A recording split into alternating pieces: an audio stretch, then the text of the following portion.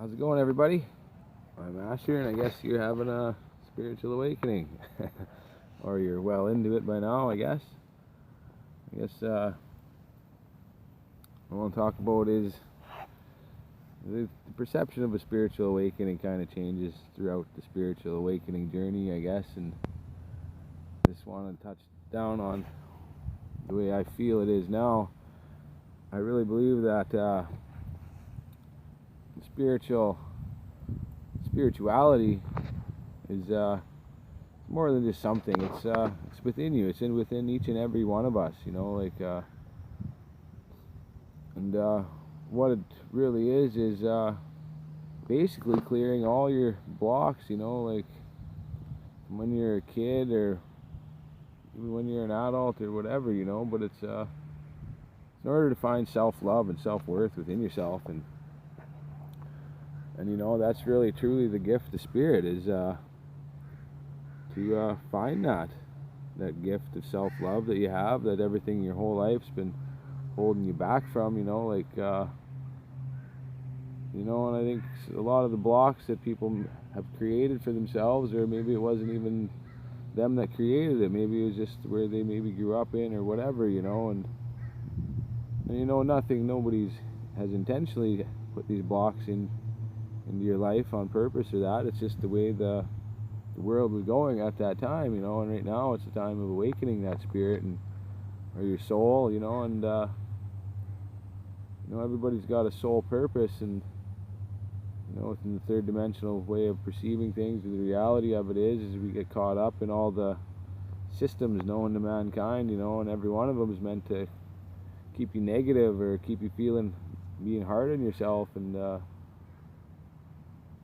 we're our own worst enemies at that point, and when you decide to take the spiritual path or your soul path or whatever, the initial beginning is to find your soul and find out what your soul wants you to become and do, or because everybody's passionate about something, and that's just I like to teach people about my knowledge or whatever that I have, and I also really like to learn from people because everybody's got some knowledge. We're all in this together. We're all one. And then it comes down to the fact that I was listening to this guy today, and he's saying he was talking about God, and people saying in the spiritual path that they are God, or they are the God.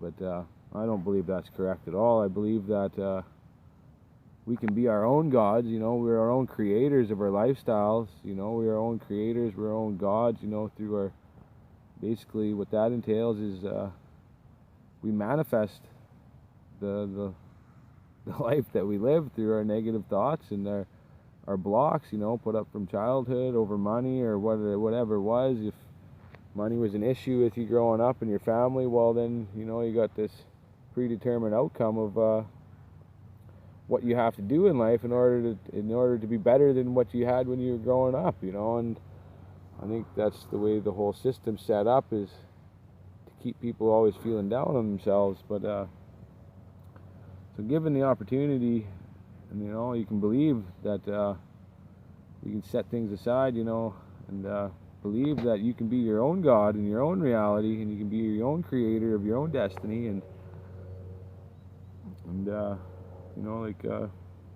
come a long way, and it's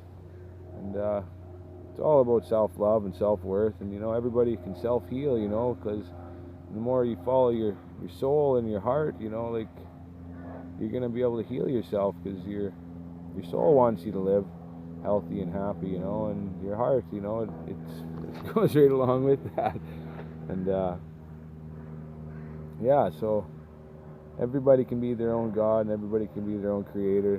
There always is the all-powerful God, for sure, and he's the one, the center of it all, whether you want to call it God or source or just the creator alone, but we're just an image of that in God or creator's eyes, so we're just the spark of that. We're the soul spark of God, and so I believe we can be anything and we can do anything.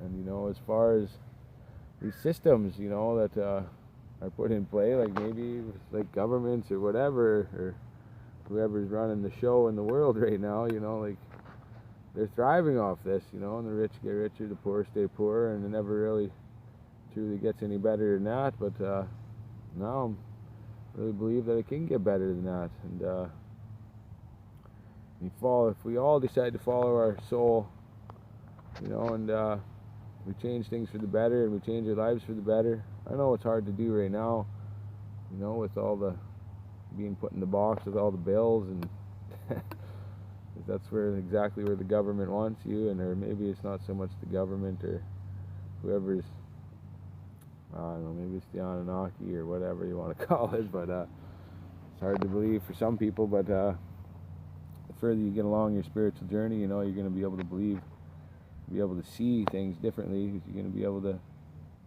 reach your intuitiveness with your feminine aspect of your brain, your compassionate side, and join up with the masculine side of the two different hemispheres of your brain, and that's when you start really figuring shit out. And, but yeah, we're all supposed to be one. We're supposed to be like, we're all connected as the web of oneness, I say, and you know, we're supposed to be able to work together, not work for the government, you know, and work, yeah, we're all supposed to be one. We're supposed to work for each other, help each other, be with each other, be happy with each other, and all that is, you know, rather than trying to fight for survival. You know, it just doesn't seem very healthy or right, and everybody's stressed out, and yeah, stress is the number one killer, you know, when you're not liking your life and you're just doing the same repetitive cycle. It's really tough, you know, to really truly enjoy life, because, you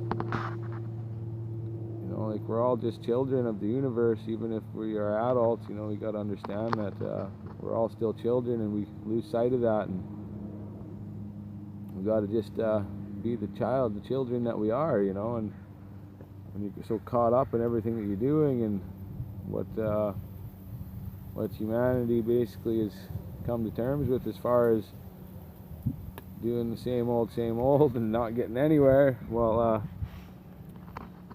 you know, it's got to get better than that. And I really truly believe that when we all awaken to what we're truly meant for, and, you know, like, the world will never shut down, you know, everybody's always passionate about something, you know, like, no matter what, you know, there's people, and there's scientific people, and there's builder people. There's always going to be that, because, you know, they still get true passion out of what they do. And I don't know, maybe, I don't even know. I just know that there's a better side to life than being in a race that you're never going to win, you know, and finding your soul purpose and following your soul, you know, that's a race that you can win. You know, you come out on top, and I believe everybody's got their 15 minutes of fame, and, you know, and you just got to believe in yourself and find self-love. And for me, it was the journey. The journey's where it's at, and, you know, and it all goes down to laws of attraction. And, you know, I had to get out there and break those cycling thoughts from childhood and those blocks, and, you know, and everything I perceived was the reality, you know, was basically a myth, you know, because I was able to find myself, and, you know, find there's good people out there, and, you know, there's more than just me awakening. And yeah, and then the laws of attraction basically is you gotta have the highest vibrational place you can be is in the loving place, and it starts with self-love. And the whole journey is to get rid of all those issues and blocks that a person's made their whole entire life, and actually get to a point where you truly love yourself. And, you know, like, I don't know, some people might call it conceited, like, how, but I believe that you can't truly love anybody else unless you truly just love yourself, and then you can just be, and you can get rid of all the anger and anxiety and fear and frustration, and and then life just gets good. And, you know, and that's when things starts happening for you. And yeah, because you start vibrating at that high vibration, and, you know, it's just like stuff will just happen for you. And I believe that. And you know, and you gotta be grateful just for everything you have, you know. We kind of lose sight of that. Our material objects and possessions, they tend to become us, you know, rather than be just a possession that we use, you know. Like you gotta have a fancy car just to prove to somebody, you know. But what if you have a fancy car just to prove to yourself, you know, through self-love, and you're able to give yourself that gift, you know, just because you're able to find yourself. And yeah, but yeah, it's all about bringing out the inner child in yourself and remembering that we're all children in this game. I guess you can call it a game of life. But yeah, I kind of lost for words. I don't know, I guess that's probably good enough for the day, I guess. And anyways, peace and love to all you guys. Take care.